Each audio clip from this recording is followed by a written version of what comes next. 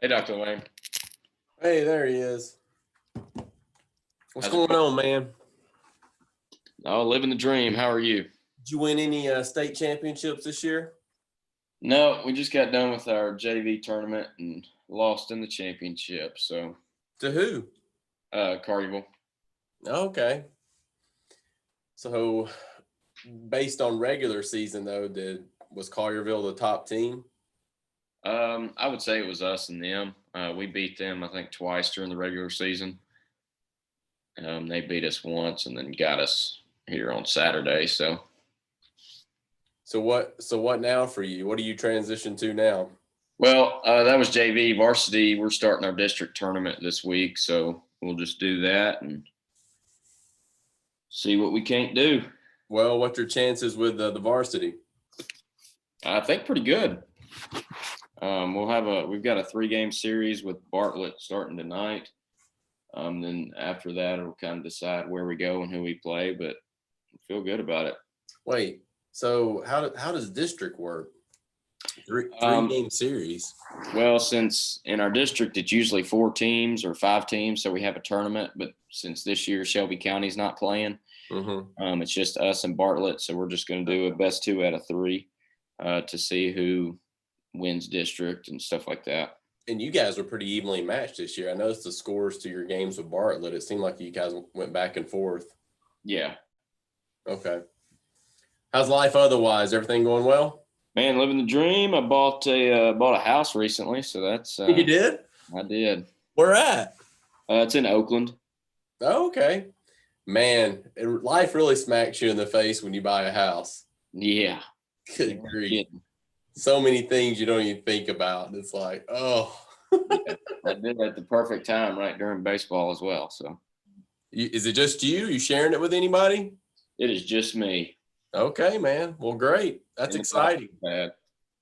And I think I saw something about that on Facebook. Is your mom a realtor? Yes. So I'm assuming she helped you with all of that then. Yes, she did, thankfully. Did you have to pay her? I did, but all that money went back into the house. So she was very gracious when doing that. Oh, that would have been hilarious. Here you go, Mom. I owe you some money. Okay. Well, hey, let's jump into it because I know you're busy. So basically, all I want to do is just get some feedback from you because we're doing this study to kind of see what coaches have experienced. And I realize that, when we look at things now, COVID doesn't really come into play as much.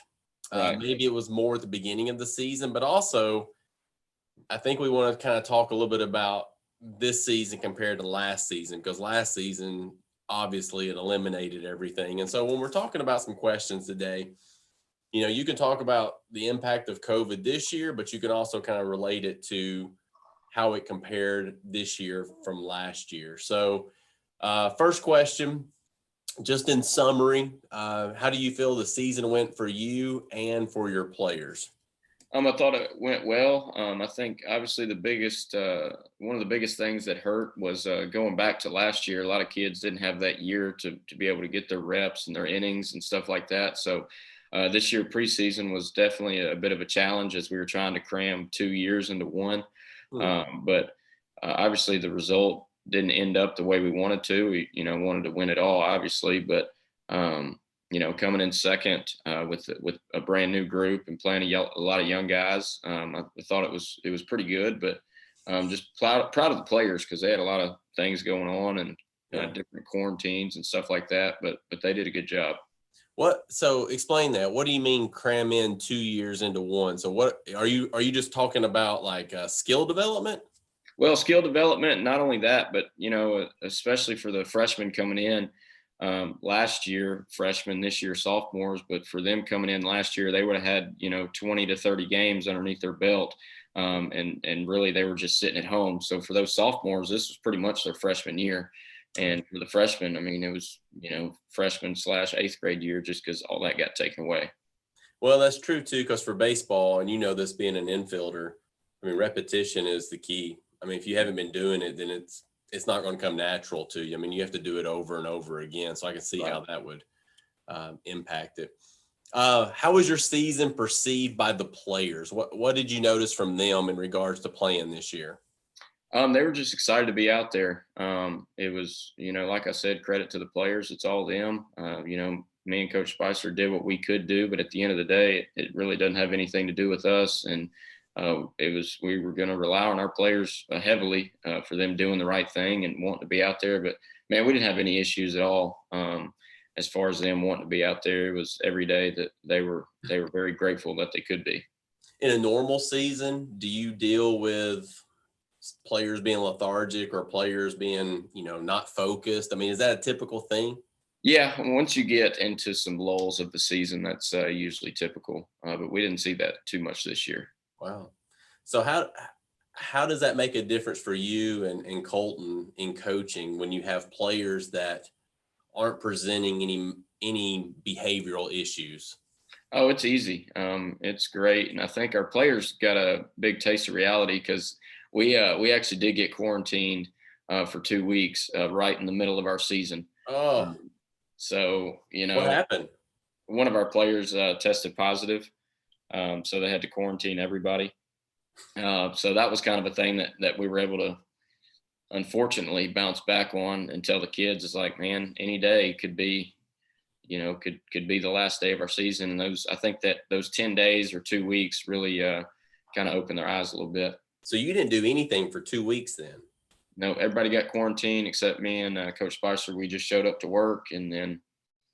So you say everybody, you mean all teams, varsity, JV? No, it was luckily since we, like I said, broke up practice and stuff. Luckily, it was just a JVA team, so the JVB was good and the varsity was good. Okay, so you just had that one. So you and Colton had plenty of other things to do. Then I imagine. Okay. Yeah. Wow. So, so if they didn't do anything for 2 weeks, what did you notice when they came back from a skill perspective? Some of them, obviously, the ones that were going to work, they did some things. They were quarantined, but they were working at home, and I had a lot of them. A lot of them text me and asked what they could do at home on their own. So that was a positive. So it wasn't much. I mean, we came back and we didn't even have a day to practice. The first day we got back, we had a game, Wow. and ended up winning in a game. But yeah, I mean, like I said, it's a testament to the players because they Yeah. definitely they worked while they were quarantined. What did you tell them to do? Like what did you have them work on when they said, "Hey, coach, I need something to do"? What did you tell them? I just the main thing is to keep their bodies and their arm in shape. So I gave them a throwing program. I gave them workouts, or not really workouts, but just running to do each day. And then if they had a tee or could go somewhere to hit while they were by themselves, kind of gave them exactly what they needed to do. That'd be an interesting study to see what players can do while they're at home, Yeah, and to see what type of support system your players need in order to accomplish that. Because there's plenty of places you can. I mean, you can go to a local park and hit right. off the tee if you have it, but it'd be interesting to see how many, because your guys are baseball guys. I mean, they love playing baseball, so it'd be interesting to see how many of them do have tees, how many of them have balls that they could hit, whatever. Right. How was the season perceived by parents and administration? Did you notice anything from them? Not really. I was actually talking to Coach Spicer on Saturday about it. This is probably the most stress-free year that we've had Oh, with the wow. parents. Like I said, they're just, for the most part, everybody's just happy to be out there and everybody's ready to get back to normal. What issues do you normally have with parents, or what stressors do you have from parents? Just your typical playing time, any decisions that we make discipline-wise, stuff like that. But for the most Do part, it was good. do you communicate that with them at the beginning of the season? What the discipline plan is going to be? Yeah, obviously, there's not a set in stone. If you do this, then this. It's up to my discretion. But that's the one thing that I think we've gotten better at over the years, especially me, is setting that expectation beforehand. Yeah. Basically, like, you will do this, you will do this, you will do this, and if you don't, then it's something that's going to happen that you don't like. When you establish a solid program, you can do those things. Right. You can eliminate players if you have to, and Right. that does put the fear in them, especially when they love the sport. But I would imagine at Arlington, I imagine that's a stressor for any coach, is the whole playing time situation. Right. So, because I remember you telling me that even though you played college baseball, you basically had 1 year of high school ball, right? Right. Yeah, so that definitely adds to it. All right, so at the beginning of this semester, when we had our first interview, you mentioned a few overall goals that you had for your season. Uh-huh. Do you feel like you were able to achieve those goals? I do. Obviously the biggest goal was winning at the end, but that didn't happen. What Um, happened in the tournament? well, we won our first 3 games, played well, the championship. I told the players it was on me. I didn't have them prepared enough, and we had some things that didn't go our way. But man, I couldn't have asked anything better from them. It just one of those days, and I didn't have them prepared enough from the beginning. Okay. So related, I mean, were there any other goals that you believe you met outside of not winning the championship? Just each individual player getting better at something. And I think we had like our starting third baseman got hurt. Our starting shortstop went up to varsity. We had a few other players. One of our reserves broke his hand like 3 days before the tournament. And so my goal is to have, I had 14 guys on the team, is to have all 14 to be irreplaceable and fit guys in. And I think we did a good job of that. There wasn't a guy that I ever put out there that I was like, man, I'm really concerned. So they all got better and were able to fill the role that they needed to. Yeah, if you only have 14, you don't have a lot to play with. So somebody gets out, then you don't have many options. Yeah. Everybody's got to be ready to step in. Uh-huh. So overall, what do you feel were your biggest accomplishments? So if you had to name one thing, what do you say that biggest accomplishment was? Ooh. I'd say the biggest accomplishment is getting all 14 players on board every single day and doing like anything that we ever asked them to do, they would do it. And that's always hard with 14 to 16-year-olds, but that's always the goal. But it's really, enjoyable. I can go to bed at night and rest easy knowing that, man, whatever me and Coach Spicer told them to do, they did it. They did it without asking questions. They did it to their best to their ability, and I'm very proud of them for that. That's great. Okay, cool. What's the biggest thing you're upset about? Anything you missed out on, something you wish if you do it over again, you could do differently? I would say no. Obviously, the biggest thing is not winning the last game. And like I said, that's on me. But I would say, man, overall it was a great year. Okay. So kind of compare this question to last year, or what you experienced last year. So last year you start the season, basically it's done before you even start. So how did you feel each day that you went to practice or a game this season? Man, fired up, ready to go. Yeah. Just anything that we could ever do, anything that me and Coach Spicer always brought energy every day because it could be the last day. No one ever knew, but going this year definitely made me realize that you can't take anything for granted. Not even a day, not a pitch, not anything. So that's probably the biggest difference. Yeah. Okay, it's kind of side question.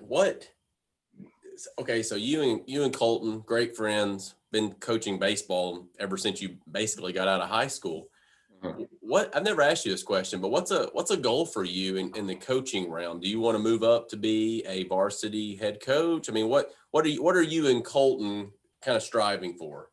Obviously, it's definitely the end goal. I think he obviously wherever I go, I'd love to have him, and I think we work together great as a team. The long-term goal, yes, it's being a head coach, but both of our short-term goals kind of align, and that is just being able to talk to as many people, whether they coach baseball, whether they coach anything, whether they could give us advice in anything, is we just try to learn something new every single day. Whether we like it, it could be something that we use, or it could be something that, hey, I'm definitely not going to use that. Yeah. That's our short-term goals, is just to try and learn as much as we can right now. Until that one day when you guys face each other on the field. Yeah, then we Who do you won't be co- friends that day. who would you coach better with, Colton or Reed? Oh man, I don't know. I would imagine between the two of them, there's some similarities, but I guess there's also some differences as well. Yeah, there is. I think Reed's a little bit more even keel. Yeah. I'll say that. I don't, and you know him tons better than I do, but I was about to say that. I was like, I bet Colton's a little bit more dramatic with everything. Oh, he is definitely.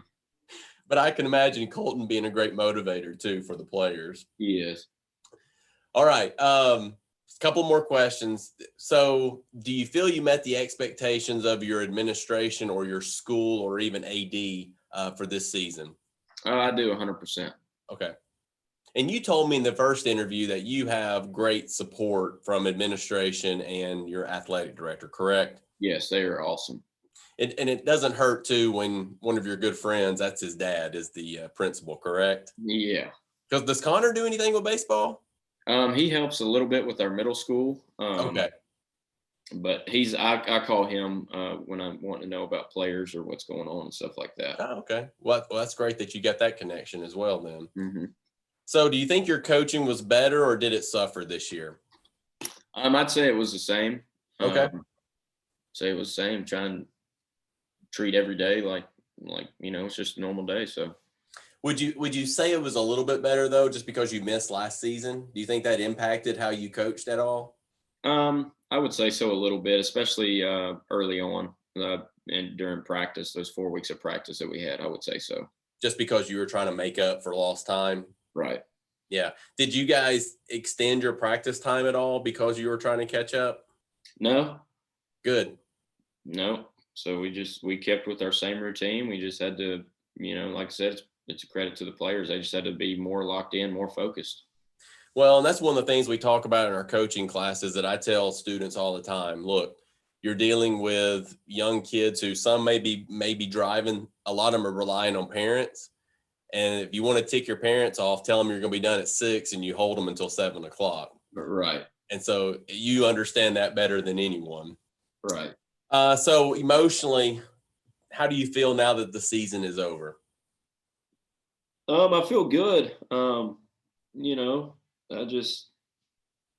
You don't think this year was an extra burden because of COVID and some of the restrictions early on? No, and like I said, it's due to our administration, all the coaches, our booster club, and our parents really helped out a lot, and our players did a great job. So I mean, they took everything off of me that they possibly could. Good. And so it was smooth. So if you didn't have that support, then you would imagine it probably going a lot differently. Yes, 100%.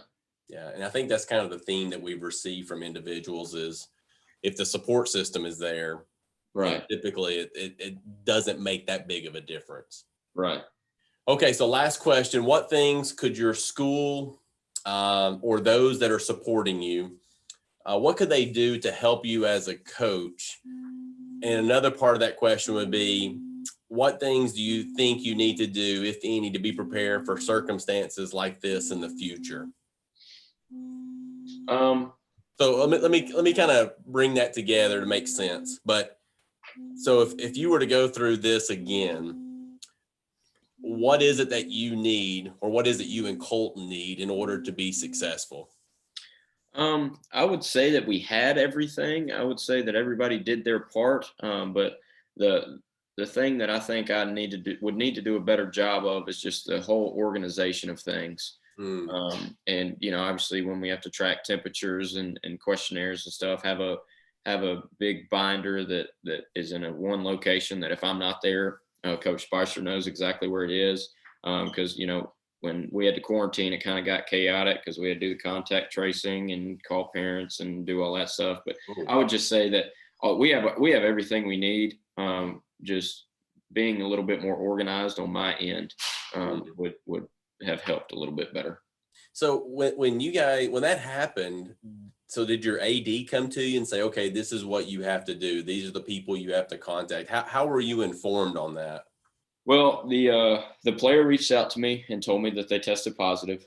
So I immediately, and it was in the middle of a school day, and we had played the night before. So I had to talk to the AD, I had to talk to the principal, I had to contact our school nurse, I had to contact our other principal, and then I had to contact our chief of staff at central office. And And how did you know to do that? Who told you to do that? well, we've had COVID meetings with all the Okay. coaches before. Okay.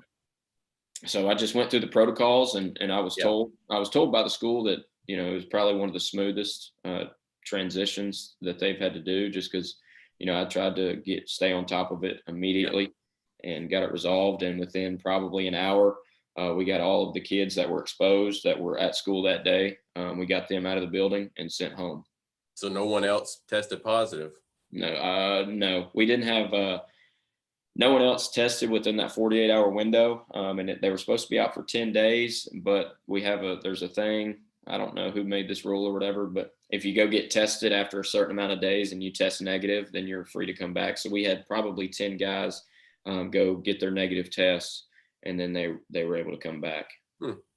So you actually got back sooner than you anticipated? Yes, by like a day or two. Okay. And that's why you were able to play that game your first day back? Correct. Okay. All right, cool. All right. Well, hey, thanks for sharing everything. This is valuable information. This is really helping us out as we're trying to look at what teachers and coaches have gone through this year. So I appreciate it, man. And I thank you for asking me. Yeah. Hey, if we have other studies, I'll be sure to reach out to you. I think one of the next things we're going to look at is coaching and cussing and seeing what type of impact it has on players. Well, you're not a cusser, are you? I'll get Coach Spicer in here for that. Yeah, that'd be good. Yeah, I think that's the next thing we're going to look at, because we're interested in seeing what type of impact that has on players at all levels. Absolutely. Well, just let me know and I'll be glad to do it. All right. Thanks, man. I'll talk to you later. All right, man. See you. See you.